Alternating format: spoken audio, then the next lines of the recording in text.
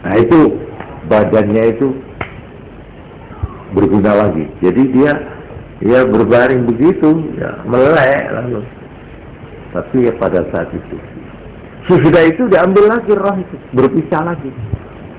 Nah di sini, di mana lalu roh ini? Badan sudah tidak berfungsi lagi yang ada di kuburan. Karena itu kita lihat seperti di Mekah, kuburan di Mekah itu karena terlalu banyak yang mati. Itu setiap tahun kuburan di Maklah itu digali. Mana yang sudah tinggal tulang itu disingkirin supaya tempat ini bisa ditempati oleh mayit yang baru-baru. Itu tidak apa-apa, tidak soal. Tidak ada pengaruh, sama saja dengan ada Honda rosokan, ya rongsok sudah tidak bisa dihidupi, tidak ada minyaknya, ditaruh geletaan gitu saja. Oleh karena itu, apakah tubuh kita itu disimpan di tanah atau disimpan di dalam perut ikan? Kalau kita mati di kapal, ya kita ini mau dibawa ke mana? Ya dilempar ke laut, toh. Diberi pemberat supaya masuk, kan? Nah coba, lalu di tengah jalan kira-kira ini dimakan ikan pada ini. Ya mungkin dah, itu bukan soal. Atau tubuh ini lalu dibakar seperti orang mana ini? Hindu, iya kan? Mati sudah boleh api, habis. Ya tidak apa-apa ya, jadi abu, jadi abu. Tapi rohnya tidak, rohnya lain, tempatnya lain. Nah ini yang akan menjadi pertanyaan besar. Di mana roh itu lalu? Roh yang sudah meninggalkan badan yang sudah tinggal jasmani yang sudah tidak berfungsi itu. Inilah Ibnu Umar mengatakan,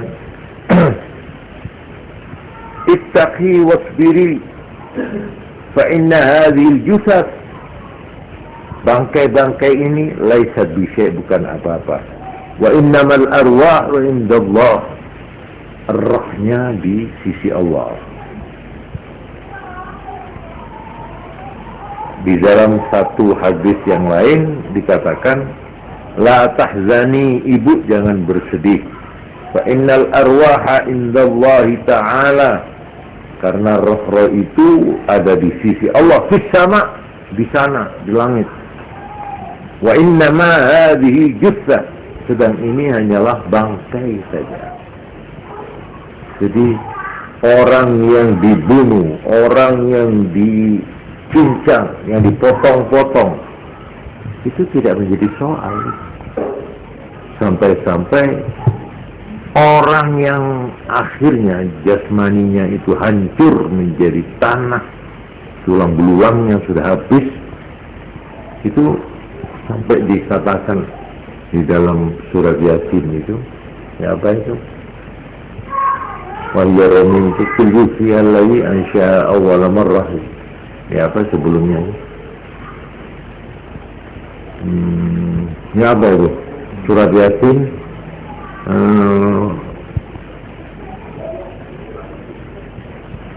insyaallah.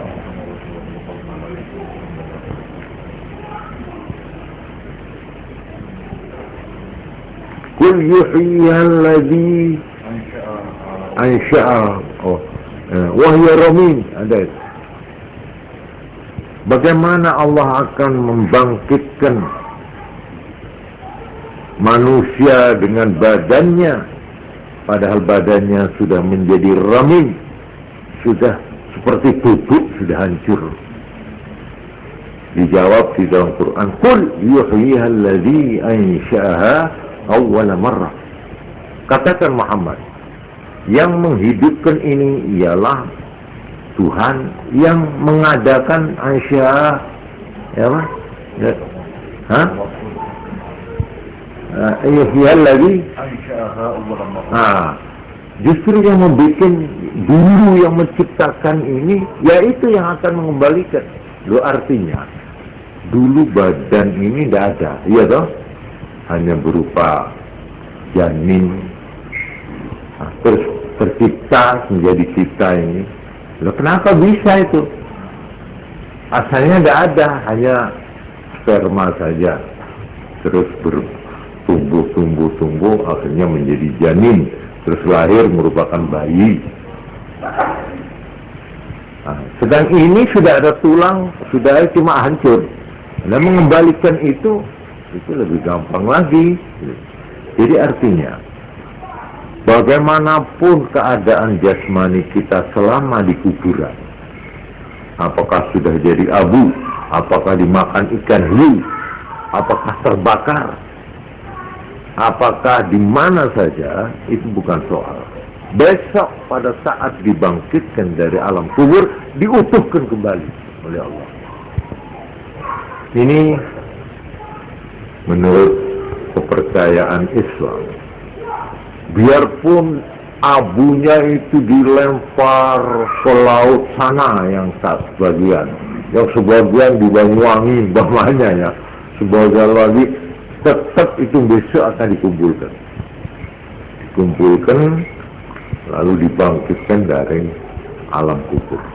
Ini sesuatu yang tidak diragukan lagi, karena dalilnya kecuali hadis juga Quran.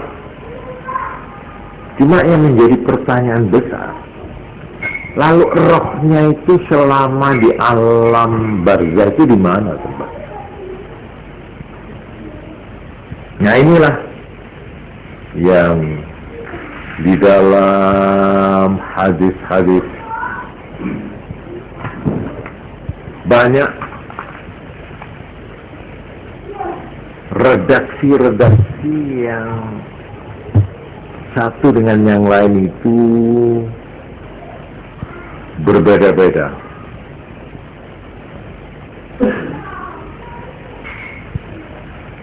Seperti contohnya begini. Qala Malik bin Anas balaghani anna arwahal mu'minin mursalatun tadhhabu haitsu sya'at. Saya menerima hadis, katanya Imam Malik bin Anas, Imam Maliki, bahwa roh-roh orang mukmin itu dilepaskan, dibiarkan, tazhabu haitsu sya'at, kemana saja dia mau pergi. Ini ada sebuah hadis. Jadi sedikitnya, karena ini banyak ini. Ada lagi yang mengatakan inna arwahal mu'minin fi barzakhin minal ard tadhhabu haitsu sya'at. Ada di lapisan bumi, ya, dia berangkat kemana saja. Ada yang mengertikan yang dimaksudkan barzakh di sini yaitu antara langit bumi. Jadi arwah itu tidak berada di dalam perut, tapi di antara langit dan bumi. Itu arwahnya orang mukmin. Ada lagi redaksi yang lain. Fa inna arwahahum fil jannah.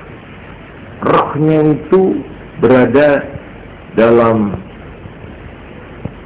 burung, ditempatkan di satu burung akhirat ini. Dan burung ini terbang di halaman sorga, tapi belum masuk ke sorga, di halaman, dimakan itu simariha, apa itu, buah-buahan pepohonan yang ada di halaman sorga. Ada ini hadis yang mengatakan begitu. Ada lagi yang menerangkan bahwa arwah orang mukmin itu dikumpulkan di satu tempat yang namanya Illiyin. Illiyin. Tapi betapapun ya berbeda-bedanya, yang jelas satu, bahwa roh itu tidak di kuburan itu, tidak. Tapi ketika kita datang ke sana lalu uluk salam, hadir dia. Hadir.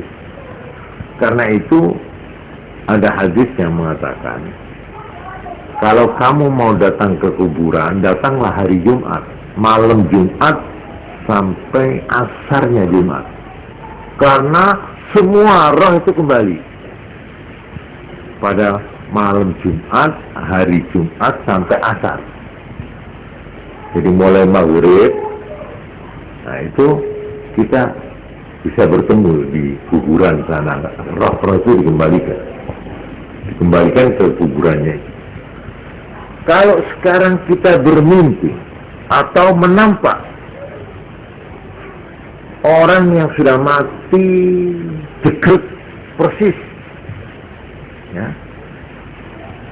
bentuknya, malah pakaiannya dia, kalau celana ya celananya dia persis sudah. Nah itu apa Pak? Padahal ini sudah kira-kira 10 tahun atau 15 tahun, kira-kira jasmaninya sudah hancur itu, tulang belulangnya sudah habis. Tapi saya ketemu baik dengan mata kepala atau ketemu dalam mimpi. Nah itu disebut alam misal. Jadi alam misal namanya. Alam misal itu lebih tebal dari roh yang halus dan lebih halus dari jasmani yang kasar. Jadi alam misal itu tengah-tengah antara alam ini fisik dan alam rohani. Itu namanya alam misal. Ya memang itu, memang betul-betul orangnya. Andai kata ini kita melihat ada orang, ayah kita atau ibu kita yang sudah 20 tahun yang lalu bawahnya ya, sudah meninggal. Kok masuk rumah kita lihat, kita salaman tidak bisa, kita demok tidak bisa dijamah itu. Kok sudah tidak merupakan fisik lagi. Tapi gambaran itu, ya itu sudah. Memang betul dia. Itu satu. Atau kalau tidak demikian, ini yang harus hati-hati. Badan orang yang sudah mati itu dipinjam oleh jin dan setan. Nah ini yang kadang-kadang kita itu salah menilainya. Kanjeng Nabi Muhammad Sallallahu Alaihi Wasallam bersabda, satu-satunya setan dan jin yang tidak bisa meminjam bentuk orang lain hanyalah bentuk saya. Oleh karena itu kalau kamu ketemu saya Nabi Muhammad, baik di dalam mimpi atau di luar, itu memang saya sungguh, bukan setan, bukan jin. Tapi kalau bukan kita, itu bisa